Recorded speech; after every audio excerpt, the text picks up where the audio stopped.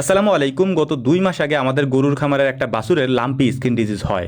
ওই সময় ওই বাছুরটার অবস্থা এতই খারাপ ছিল যে আমাদের কাছে মনে হয়েছিল এই বাছুরটাকে হয়তো আর বাঁচানো সম্ভব না।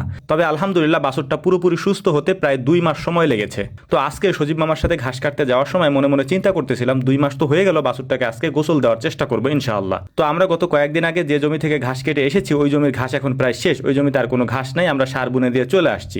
এখন কয়েকদিন যাবত আমরা এই জমি থেকে ঘাস কাটার চেষ্টা করবো এবং এখান থেকে ঘাস নেওয়ার চেষ্টা করবো ইনশাআল্লাহ। তো আলহামদুলিল্লাহ এখানের ঘাসের ফলন অনেক ভালো হয়েছে এবং এই ঘাসগুলো সব থেকে একটা পজিটিভ দিক ছিল আমাদের জন্য, এই ঘাসগুলো পড়ে যায় নাই। অর্থাৎ বৃষ্টি হলে ঝড় হলে যদি ঘাস পড়ে যায় ওই ঘাসগুলোকে কেটে নিতে আমাদের অনেক সমস্যা হয়, কিন্তু এখানকার ঘাসগুলো যেহেতু পড়ে যায় নাই তো আমাদের নিতে অনেক সুবিধা হচ্ছে। কিন্তু যাতায়াত ব্যবস্থা এখানেও ভালো না, কারণ যেহেতু পানি হয়ে গেছে তো পানির মধ্য দিয়ে হচ্ছে ঘাসগুলোকে আমাদের নিয়ে আসতে হচ্ছিল। তো এক ভ্যান ঘাস সজীব মামা আগে নিয়ে গেছে এবং পরে যে এক ভ্যান ছিল এটা আমি আর সজীব মামা দুজনে মিলে নিচ্ছি।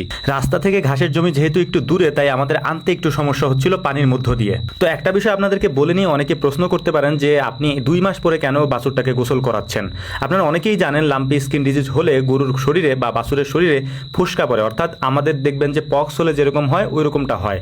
তো ওরকম হইলে ওদের শরীরের ওই অংশগুলো নরম থাকে, যদি ওই অবস্থা আপনি শরীরে পানি দেন তাহলে ওই ঘাগুলা শুকাইতে অনেক বেশি দেরি হয়, কখনো কখনো ওই ঘাগুলা শুকাইতে চায় না। তো যে কারণে এটা আমরা সবসময়ের জন্য মনে রাখার চেষ্টা করি যে যেভাবেই হোক গরুর শরীরের ওই ঘাগুলা যত দ্রুত শুকায় যাবে গরুটা তত দ্রুত সুস্থ হয়ে যাবে। তো আলহামদুলিল্লাহ আমরা ঘাসগুলাকে প্রথমে নিয়ে আসছি, নিয়ে আসার পরে এগুলাকে আমাদের মেশিনে কেটে তারপরে আমরা গরুর খামারে যাব এবং ওই গরুগুলাকে গোসল করানোর চেষ্টা করব। একটা বিষয় আপনাদেরকে বলে রাখি, সেটা হচ্ছে যে অনেকেই গাভীর ভিডিও বা গরুর ভিডিও আমি একটু কম দিই, তো অনেকে এই বিষয় সম্পর্কে ইদানিং একটু তথ্য কম পান। আমাদের এখন খামারে যতগুলা গাভী আছে সবগুলা আলহামদুলিল্লাহ প্রেগনেন্ট এখন। আগামী কয়েকদিন পর থেকে এগুলা সিরিয়াল মতো বাচ্চা দেওয়া শুরু করবে ইনশাআল্লাহ। তো গত কয়েকদিন যাবত যেহেতু আমাদের এখানে বৃষ্টি হয়েছে এবং বৃষ্টির সিজনে বা বর্ষা সিজনে বাহির থেকে যে পানিটা আসে, আমাদের ওইখানে ছোট্ট একটা আড়া আছে বা পুকুর আছে যেটা আমি আপনাদেরকে আগেও বলছি, ওইটা থেকে পানি আমাদের খামারে ঢুকে যায় আর কি। আমরা একটা ব্যবস্থা করতেছি স্থায়ী, সেটা আপনাদেরকে দেখানোর চেষ্টা করবো যে ওই ব্যবস্থা করলে আসলে আমাদের খামারে কি উপকার হবে। তো আমরা বাছুরটাকে হচ্ছে আমাদের এই খামারে নিয়ে আসছি, এটা মূলত ওই শেডে থাকে ওর মার কাছে।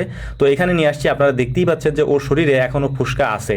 তো ওকে সুন্দর করে গোসল করাই দিচ্ছিলাম। আলহামদুলিল্লাহ আমার কাছে মনে হয়েছিল না যেটা বাঁচবে, আল্লাহ তাআলা এটাকে ফিরাই দিয়েছেন এবং এটার গ্রোথ এখন অনেক ভালো হচ্ছে আর কি। আমি এই আজকে গোসল করাই দিচ্ছি, কালকে ওকে ক্রিমির ডোজ করাই দিব ইনশাআল্লাহ। এরপরে তো আমরা অন্য কিছু করি না, লিভারটনিক জিঙ্ক ছাড়া অন্য কিছু আমাদের করা হয় না। তো বাছুরটাকে সুন্দর করে গোসল করিয়ে দিয়ে তারপর ওর শরীরের মধ্যে দেখতেছিলাম যে কোথায় কোথায় ফুসকাগুলো আছে, ফুসকাগুলো নরম আছে কিনা। তো এটা দেখার পরে সুন্দর করে ওকে গোসল করানো শেষে ওকে এখান থেকে বের করে দিছি এবং বাকি গরুগুলাকে আমি সুন্দর করে গোসল করাই দিচ্ছিলাম। যেহেতু এগুলাকে গোসল করাইতে ইদানিং একটু কষ্ট হচ্ছে, কারণ হচ্ছে বৃষ্টির কারণে পানি আমাদের এখানে উঠে যায়, এটা আমি আপনাদেরকে আগেই বলছি। ওদেরকে গোসল করানোর শেষে ওদেরকে এখন আমরা খাবার দিয়ে দিব।